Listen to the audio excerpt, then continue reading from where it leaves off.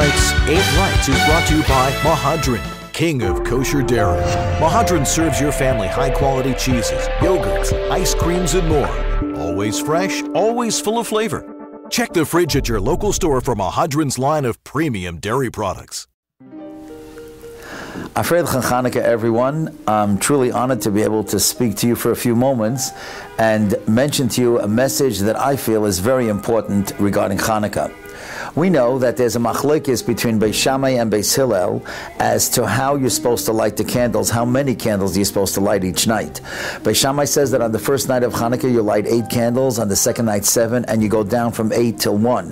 Beis Hillel, on the other hand, says that on the first night you light 1, and the second night you light 2, and you go up from 1 to 8. And the Gemara in Shabbos Chaf Aleph Amud Beis explains this idea of Hillel as Moisef v'Hailech. Moisef v'Hailech means that you add and you go on.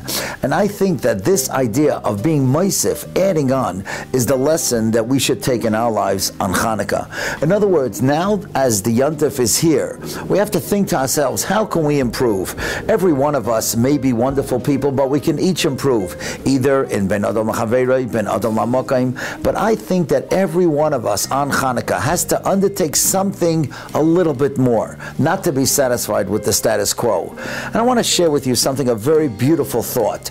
Many years ago, when I was at the convention of Agudas Yisrael, there was a wonderful Talmud Chacham, a very special speaker, Rabbi Paysach Krohn. He came from England, and he told over this word from the Shem Shmuel, the Sachachava Rebbe.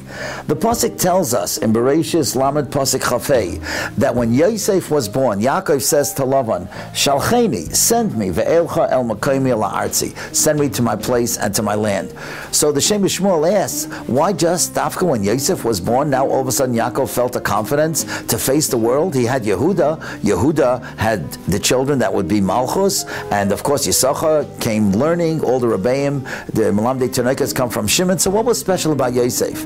And the Shem Shmuel says that that's what it means because of the name. Yosef means more, to add more. And once Yaakov knew that he had a child that would never be satisfied with the status quo, he would always want to go higher and higher and higher. That's the child that I can face the world with. And that's the lesson that I think that we should do. Maybe undertake one extra part. If you're a woman and you say Tehillim every day, maybe you should say one more Perek. If you're a young man and you're learning Mishnayos, maybe one more Mishnah every day. If you're learning an Omid Gemara, maybe learn a Blot Gemara, a few extra lines. But this is something that you undertake on Chanukah, and it goes with you for the rest of your life. And the same thing with Chesed. You know, I've spoken about it many times, that every person should have a book, a little spiral where they write down that they did one Chesed a day. And if you don't have this book, maybe it's starting from Chanukah, you should do that.